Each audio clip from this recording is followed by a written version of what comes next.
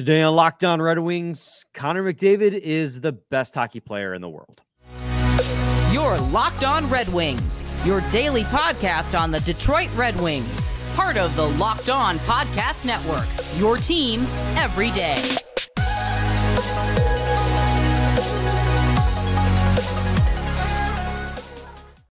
Yeah.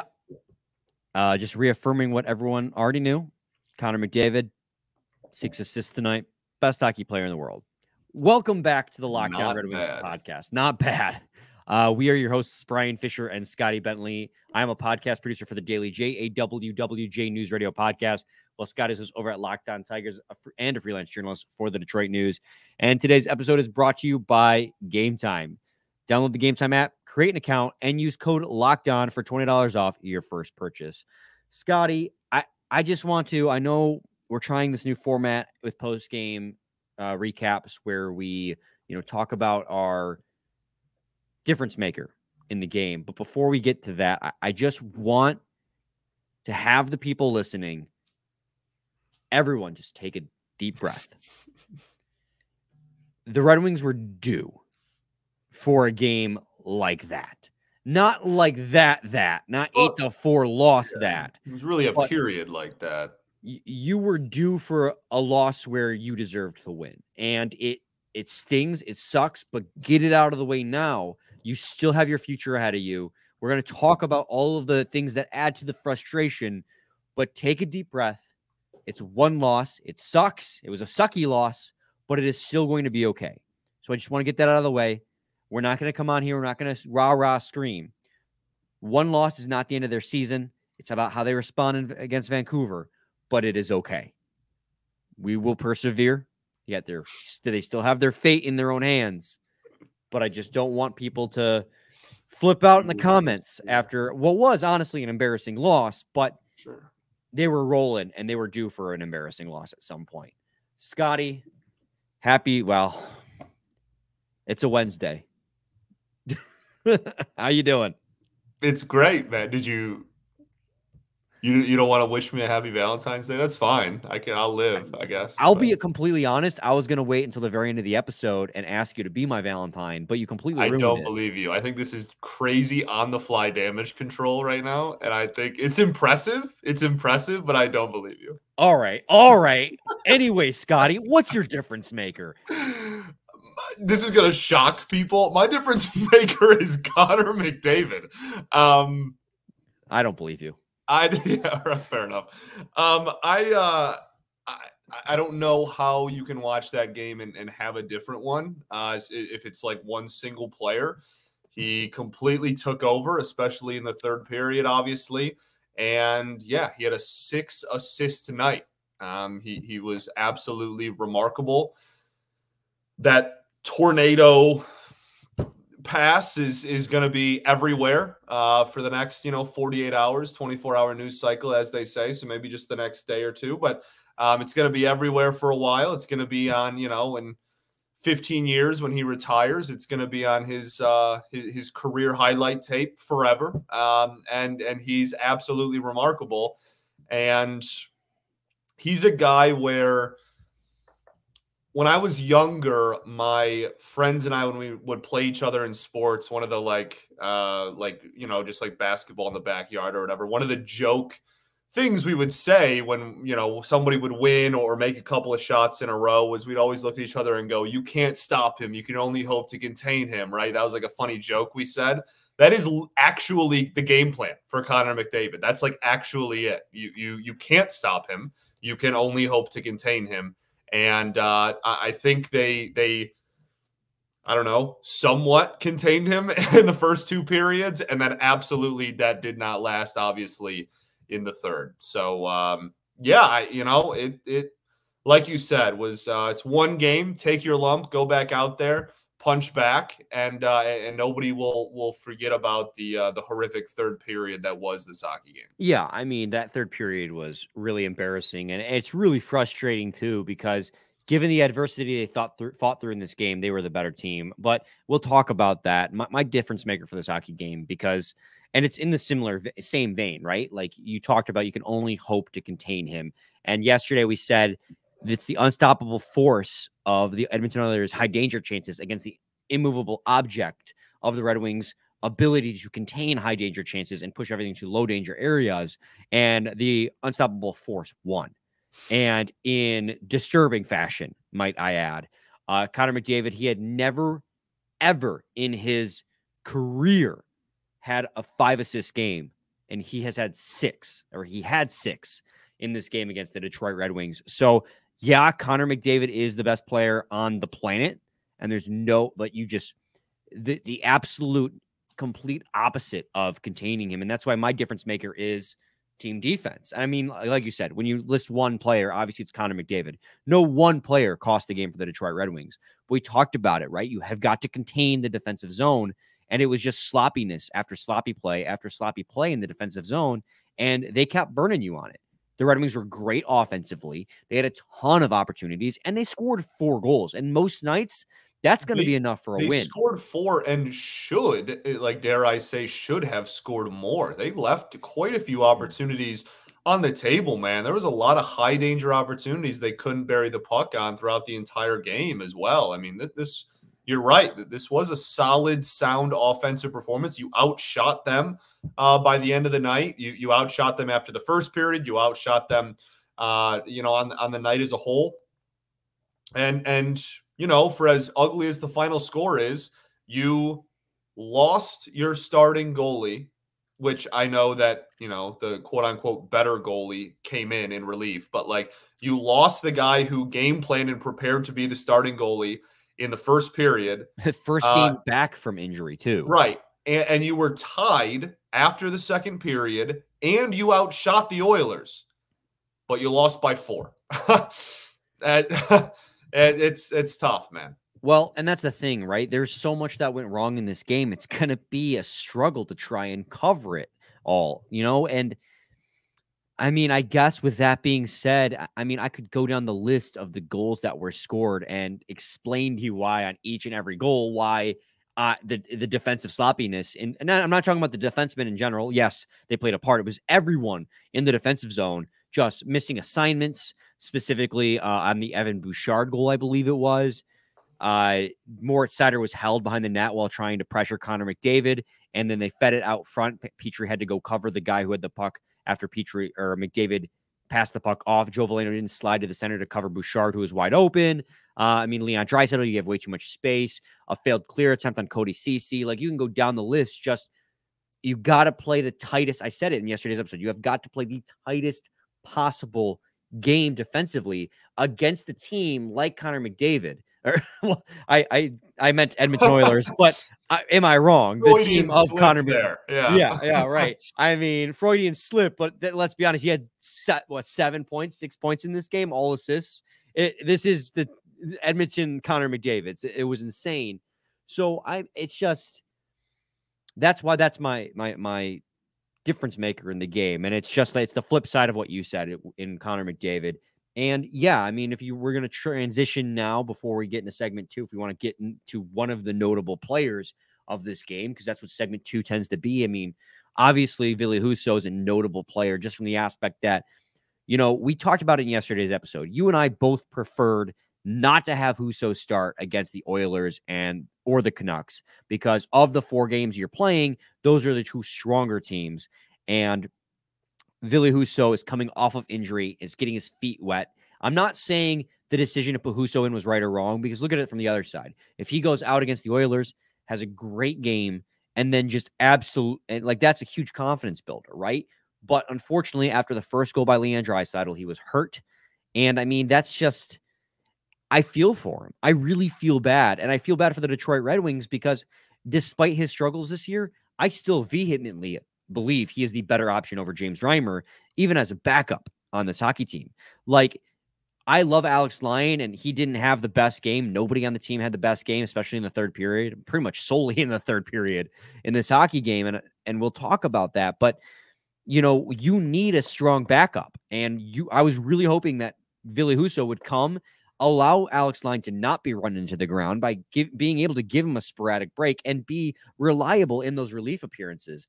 And yeah, the injury is not his fault, but it just sucks, man. Like that, when we talk about notable performances, Ville Husso being pulled due to injury after the first goal against, that just sucks. And that's number one of the frustrating things about this game. Yeah, no, it does. Sucks is the word, man. It just stinks. We talked about it a little bit yesterday, but we talked about it more, last week, probably, sometime over the break. I'm was really honestly looking forward to him playing behind this defense that has really turned a corner since the new year.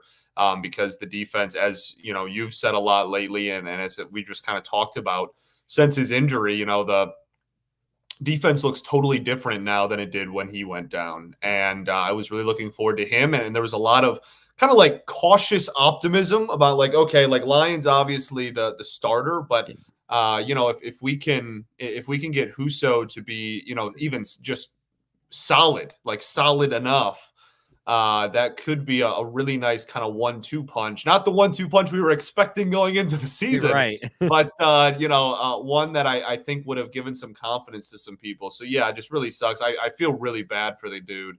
I feel for the Red Wings too. They need a backup. Yeah, 100%. I would rather, it's just not going to happen. Lyon's not going to play the last, going to play every single game from here to mid-April. So they really needed someone to be able to take the pressure off him. So yeah, I guess now we just kind of cross our fingers and hope that it's not as serious as the first one. Absolutely. We got to head to a break. When we come back, we'll continue with our notable performers from this game, both good and bad. So stay tuned to Locked On Red Wings. Game Time is the only ticketing app that gives you complete peace of mind with your purchase. See the view from your seat before you buy, so you know exactly what to expect when you arrive. All-in prices show your total upfront, so you know what you're getting, that you're getting a great deal before you check out. Buy tickets in 2 seconds with just 2 taps. They're obsessed with finding ways to help you save money on tickets. Find exclusive flash deals and sponsor deals on tickets for football, basketball, baseball, hockey, and so much more. And with zone deals, you pick the section and Game Time picks the seats for a big-time savings. Take the guesswork out of buying tickets with Game Time. Download the Game Time app, create an account, and use code LOCKEDON for $20 off your first purchase. Terms apply. Again, that's code LOCKEDON for $20 off. Download Game Time today. Last-minute tickets, lowest price guaranteed. Segment 2, Locked On Red Wings podcast. I mean, Scotty, in notable performers, if I'm going to continue with the negativity, it was a negative game, right?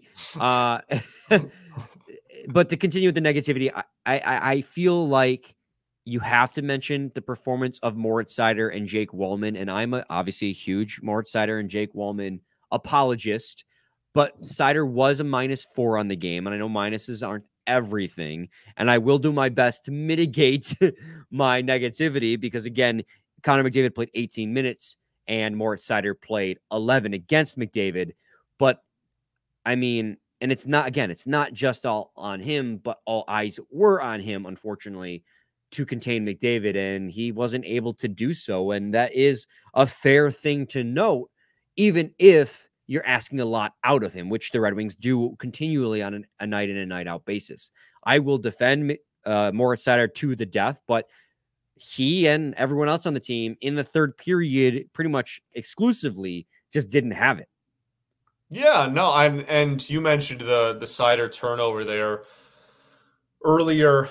He had a few giveaways in this game, honestly, and everyone did like that, and not just trying to pick on Seider specifically necessarily, man, but just a really, really poor game when it came to puck possession. And the third period, again, worth reiterating, just completely, the doors kind of got blown off there. But yeah, like that one play in the corner you talked about earlier. I mean, I mentioned that before we recorded, but yes, the turnover. Right. Yeah, that was off air, I guess. But yeah, and you brought up a good point, right? Like, we were talking about it, and I was kind of, ragging on Seider a little bit for that giveaway with McDavid on the aggressive forecheck, and you had brought up like no one else was there to help him either. Like it was just kind of a rock in a hard place. Like, everyone left the zone. Yeah. He was all alone, one-on-one with Connor McDavid trying to play keep away, and it's one of those situations where it's like, have some awareness to know who you're up against.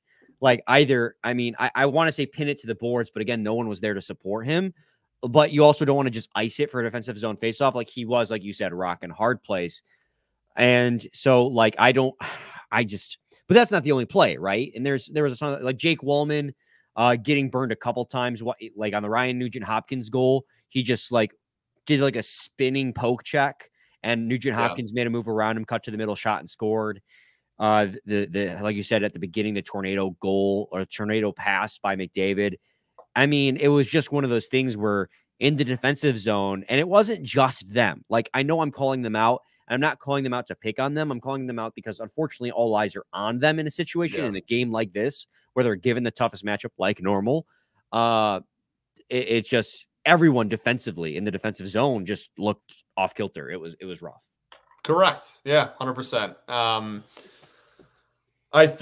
mean, there was a play Wallman got completely kind of not quite like ankle breaker like bad, but there was a play that he got completely turned around and put in a little bit of a blender there. You can really go down the list. Yeah, it was not a great performance. And for a team that, as you said earlier, has done such a good job at preventing high danger opportunities.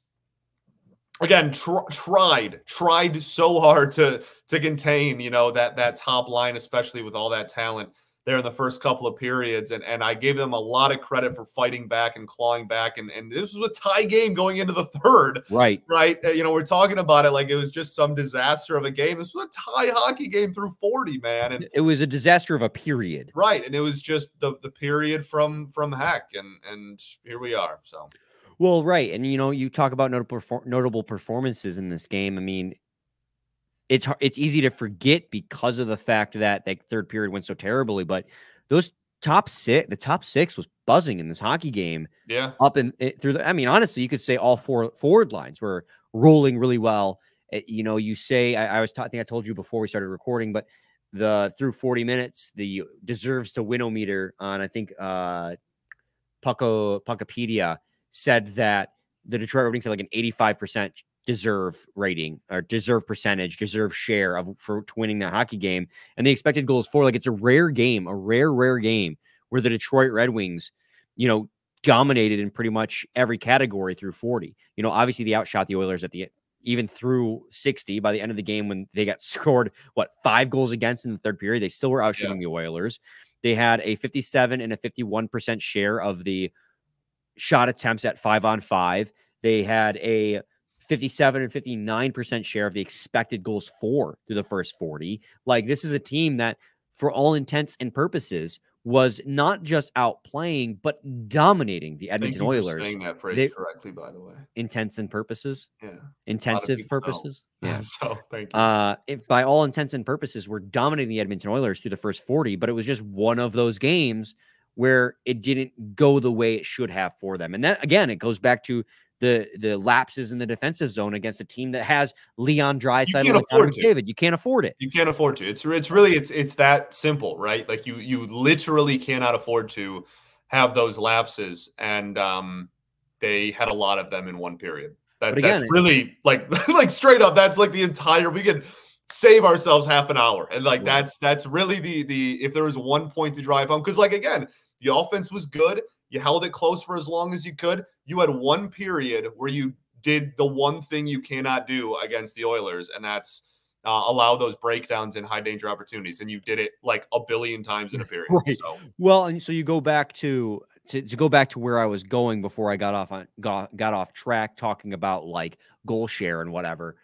The top 6 looked strong in the offensive zone in particular. Like, Lucas Raymond had, in the third period when the game was still close, Lucas Raymond had a really good opportunity that ended up drawing a power play. The DeBrincat finally found the back of the net on the power play via a beautiful feed from Patrick Kane, just that they lined up and they linked up. And it's been a while since we've seen, I think since Dallas, since we've seen a DeBrincat goal. And then Patrick Kane found the back of the net as well. And Patrick Kane, I tweeted out after the second period, like, where are all those the team was better before or without Patrick Kane people? Because he was probably the biggest standout player in this game. The second line forced a turnover that tied the game up. The third line just continued even though they didn't end up on the score sheet, they continued to pressure in the offensive zone. Like, the team through 40 deserved this game, 100%. but they weren't getting rewarded and as much as they should have, honestly. Like DeBrincat was buzzing. This was Cat's best game. Oh yeah, we in can a talk while. about that after the break, honestly. Yeah. Because again, like you got the doors blown off. You lost by 4 goals, but like this wasn't like some doom and gloom. Like the entire game was terrible. Like there was a decent amount of good to take out of it. It just the bad outweighed the good, especially in the third. Well, I mean, 3 of those goals came in basically garbage time, right? I mean, we can talk about that. Anyways, we'll go to a quick break. We'll talk about Alex DeBrincat and whomever left we have to clean up, talk about. Then we'll talk about playoff picture because that's, we talk about frustrating things about this game. That was an outside contributor to the frustration. So we'll talk about that in segment 3 of Locked On Red Wings. Got to talk to you guys today about FanDuel.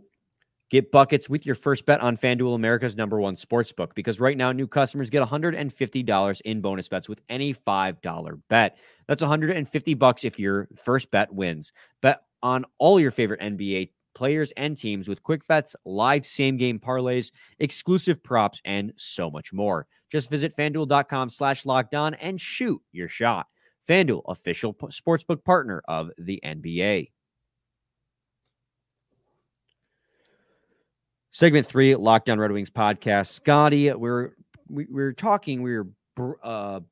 broaching the topic of Alex DeBrincat, and he had a really, really good game through the first 40. And again, it just gets overshadowed by the dark cloud that was the third period. But I mean, he had 1 goal, and he looked like he was on the cusp of scoring like 3. I know he hit the post another time. I mean, he was getting all kinds of grade A shot attempts, and typical Alex DeBrincat recently wasn't really bearing a whole lot of them, but hey, a goal that's on the right track. Yeah, man. I watch nearly every single game with my roommate who loves the Wings as well. And it's really funny. During the power play, I yelled at the TV. I was like, man, he has been ice cold. If he could score, that'd be great. And then that's immediately when he buried the puck. I think the biggest thing from here on out is to get him going at even strength. And we've talked about that a lot, right? We don't have to spend the next 10 minutes re-breaking down and rehatching kind of that conversation that we've had plenty of times over the last few weeks. But getting him on the board, period, I will gladly take, and it's a great start. But he was buzzing, man. Like you said, you were right. I mean, he hit crossbar, I think, once, or maybe post once. And that was at even strength. He had a wraparound that just didn't reach out far enough. Just really kind of an easy save, to be honest, for Skinner there. But yeah, like there was, he had the puck on his stick in high danger opportunities and almost buried it multiple times as well. So that is going to be a huge X factor down the stretch like that. I think that is, aside from maybe, Alex Lyon, I guess now, especially if we're down to kind of just like one goalie, really. I think DeBrincat finding the back of the net consistently here the rest of the way, it could be an absolute massive difference maker for this hockey team in a crucial time of the season. Yeah, I 100% agree with you. The other notable player, I guess more play than player, but the Red Wings power play went 2 for 3. That continues to roll. It's what kept them in that game through 40. Even though they were playing really well, they were playing from behind the entire time because of those defensive lapses we were talking about. And the power play kept them in it and allowed them 2 of their 3 goals in order to tie it going into the third period. Joe Veleno getting the second of those 2. And that's his 10th goal of the season. He's got a career high in goals and points already. He accidentally high-sticked Sprong at the end of it, but that gives the Red Wings on that goal, nearly killing Daniel Sprong, 11 10-plus goal scorers, which is tied for first in the league with the Vancouver Canucks. So the depth scoring continues to, provide in this season thus far. But I mean, outside of that, I mean, you could talk about every single player and what they did/didn't do. Again, I just reiterate, guys, it sucks and it's allowed to suck, but don't panic. And that's the thing I would say to the guys in the locker room is don't panic. Like, yes, you lost. And pretty much every other team that's chasing you and / you are chasing won in this hockey game, which we're about to get to. But this is one loss in a stretch where you've played phenomenal. Keep an even keel. Don't let it spiral. That is the biggest thing for me. You're talking about X factors. Do not let this game be the start of a slide. Prove that you're fine. Go to Vancouver. Win the hockey game. I know Vancouver's that's a tough ask, but we always say, right, if you want to be taken serious and you want to be the best, you got to beat the best. So you already beat Vancouver once. Go to their barn, do it again, prove that this game was the outlier and that it was just one of those things that happens in hockey. That's that end of my monologue. No, I don't disagree, man. I think that really, and aside from just like, you know, you have to go in and beat Vancouver, just this road trip as a whole, right? Like this is a very clear kind of finite like group of games that you can look at and be like, you know what, take X amount of points from here, and you got the absolute doors blown off you here in the third. Go back out there, and in these last, 3 games left now on the roadie, if go out there on these next 3 games and don't let the road trip slip away from you. You cannot come home with 0 or 2 points, right? Like you have to bounce back, really. And that's something that we have given Newsy a lot of credit for since the new year, is this team's ability to come back in games, but also bounce back immediately after a loss type of thing. Like they usually come out ready. You're absolutely right, man. You're playing really important hockey where every single point matters. It's super exciting. It's super fun. But this is, I don't know. I don't think you can look at what the Wings have done since the new year and look at this one game and be like it's so over, right? Yeah. we don't want to fall into the it's so over, we're so back trap is what I guess I'm trying to say. We gotta I think the rest of the roadie is going to be some really important games for sure. And I would challenge the people listening to think back to how you felt after 40. Because after 40, I think the bulk majority of people thought the Red Wings deserved to win this hockey game, and they should win this hockey game. They started the third, and immediately, just the third period was probably it's hard to argue that it was the worst third period they've played all year. You gave up 5 goals against.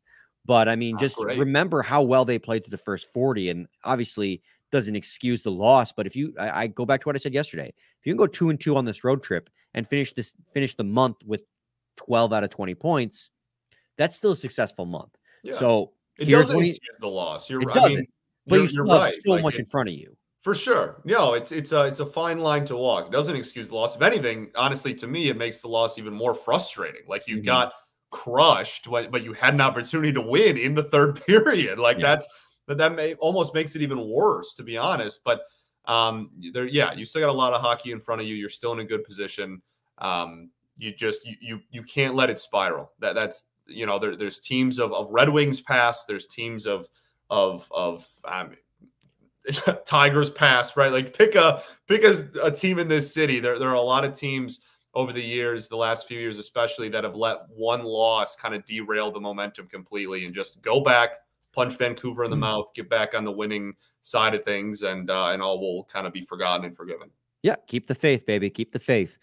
Scotty, we were talking about the added frustrations, right? And I teased it a couple times, and anyone who's listening can check the standings on their own. But on Tuesday, it was very much an East versus West type of day. A lot of cross-conference matchups on Tuesday, and I will actually start, ironically, with a non-cross-conference matchup. But Tampa Bay beat Boston in a shootout, so they pick up 2 points to gain 2 points on us, another 2 points on us. Buffalo blew the doors off LA 7-0. Toronto beat St. Louis. Toronto missing Morgan Riley, Tavares, and one other player. He got 5? He got 5. I don't want to talk about it.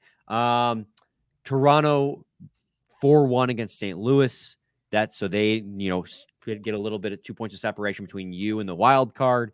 Montreal blew the doors off Anaheim 5-0. Ottawa blew the doors off Columbus 6-3. Washington, who you're chasing, chasing you, thankfully lost 6-3. Seattle pulled it out in a shootout against the Islanders.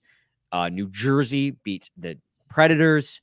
Like, I can go, that pretty much sums it up, but like a ton of cross-conference games where the team you wanted to lose ended up winning. So the standings look a little bit tighter, and that's what makes this loss all the more frustrating is now you're 3 points back of third in the division. You're 2 points back of first in the wild card.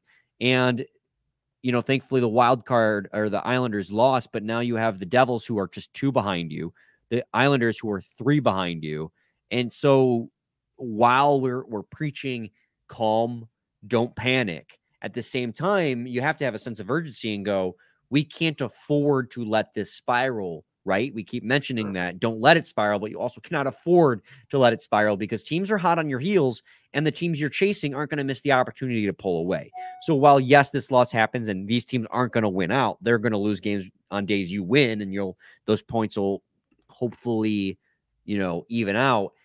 It just adds to the frustration that pretty much every single team you were chasing or is chasing you won on a day you just fell apart in the third period.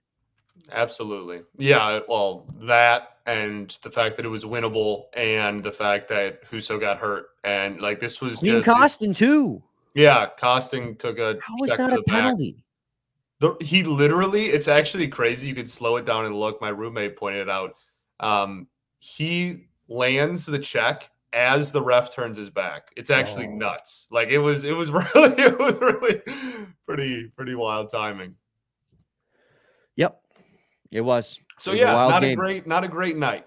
February 13th, the night of February 13th, not going to be looked at too fondly for this season, looking back on it at the end of the year. So bounce back. Yep. No Western Canada plus Seattle sweep this year. No siree. You got any final thoughts, buddy? You know what, man? Despite all of it, we do ball, though. That's the crazy thing that some people forget is we do ball. One last question. Scotty, will you be my Valentine? Of course, bud. Thanks, buddy. Appreciate it. We'll be back with a new episode tomorrow. We will preview the game against the Vancouver Canucks. Same time. I think, you know what's funny? I think this is the second or third year in a row one of us has asked the other to be our Valentine on Valentine's Day. I have another clip saved on my phone of me saying, yes, I'll be your Valentine, Brian. So, oh, fantastic. Maybe this is just like a yearly thing. There you go. Allison who? Right. Same time, same What place. wedding. Yeah, what wedding? Your team every day.